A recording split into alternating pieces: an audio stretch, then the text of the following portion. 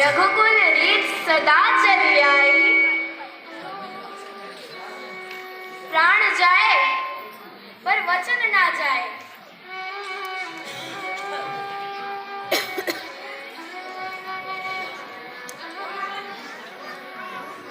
હું રઘુકુલની પુત્રવતી જનક પુત્રી ઉર્મિલા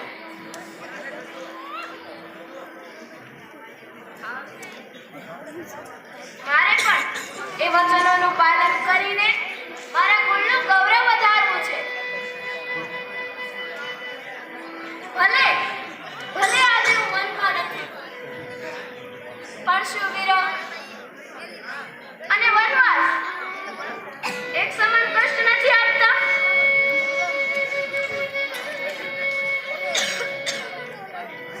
અરે દર્પણ ને બતાવ મને એ ઉર્મિલા ઉત્સવ શિંગાર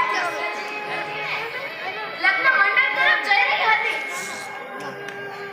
તે બતાવ મને એ ઉર્મિલા જે પોતાના સ્વામીની સન્મુખ વરમાળા પહેરાવવા એક ઉત્સુક નદીની છે કોડીના સપનાઓથી ઉછળી રહી હતી।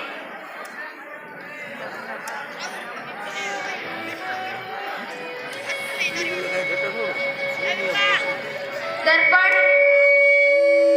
તને તો યાદ જ હશે ને મારો એ થનગનાટ સાચું કહું દર્પણ તે મારી સગળી અક્ષરોને સાચવી રાખી છે ને, અને હજુ સાચવી રાખજો। એ ક્ષણો ફરી જીવંત થવાની છે,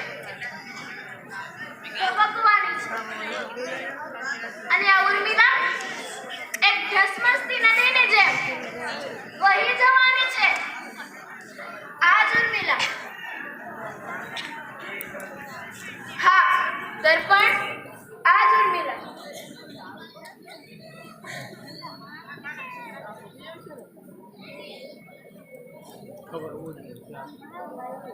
મન ધીરજ ધરજે, તારી સાથે છે આ દર્પણ।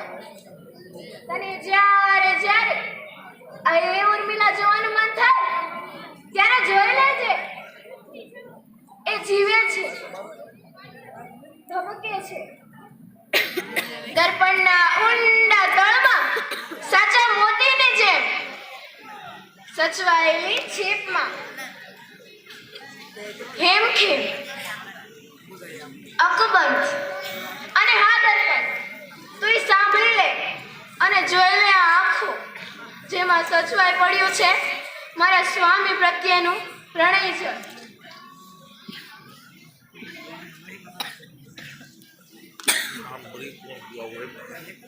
શું કહ્યું? કોણે કહ્યું? કોણે કહ્યું કે ઉર્મિલા 14 વર્ષથી રડી જ નથી? અરે એ તો દરિયો ભરીને રડી છે, પણ પ્રાણનાથના વિરહમાં નહીં, એ તો હર્ષના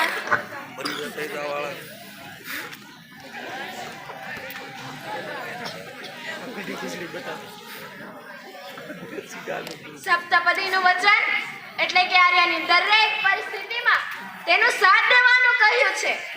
મને એટલે કે જનકપુત્રી ઉર્મિલાને કરોડો સ્ત્રીઓને ના મળે તેવું સુખ મળ્યું છે, જેમાં પોતે કષ્ટ વેઠીને પણ કુળના વ્યાપક સત્યને ઉજાગર કરવાનું છે।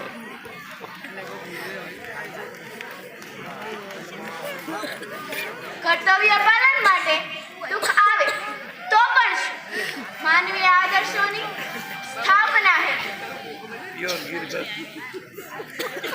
મને મળેલા આત્મસંતોષ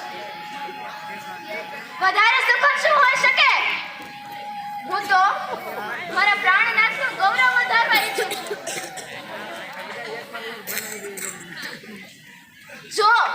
જો હું મારા વ્યક્તિગત સુખને પ્રાધાન્ય આપું તો મારું આખું કુળ લાજે।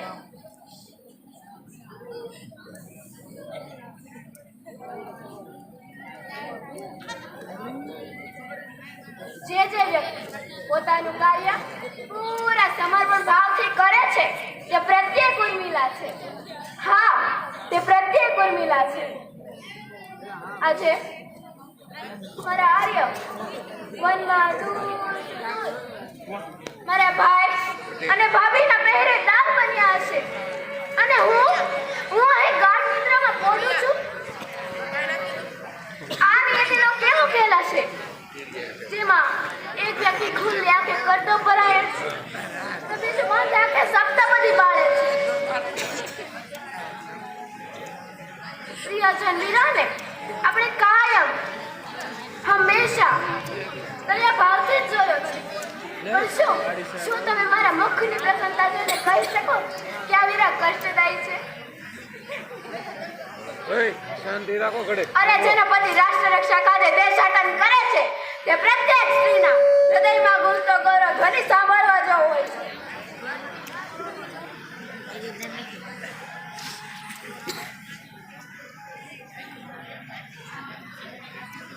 મને બરાબર યાદ છે ચિત્રકૂટમાં મારી મોટી બહેન સીતા મારા અપરિચિત સંતાપ સમજી જતા મને સૌજન્યપૂર્ણ એકાંતતા છે.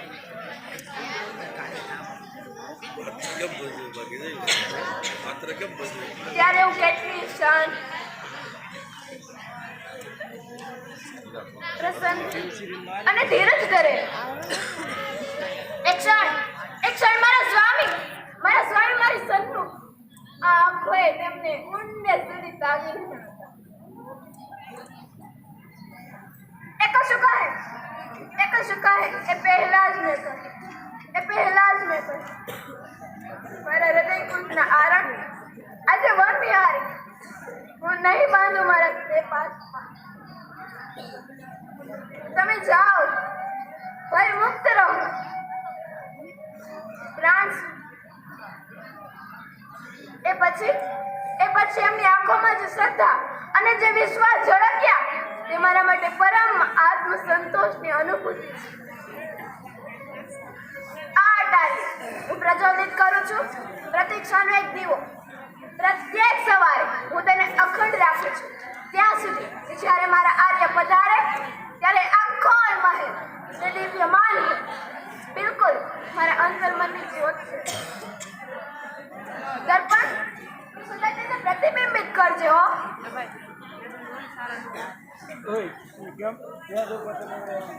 સાંપ્રત સમય પ્રત્યેક અર્ધાંગી કે જેનો પતિ રાષ્ટ્ર રક્ષા ખાતે સરહદે અડીખમ ઝઝુમે છે અથવા તો અર્થોપાર્જન માટે અન્ય સ્થળે સ્થાયી છે તેવી પ્રત્યેક સ્ત્રીમાં આજે પણ જોવા મળે છે ગુરમીલા.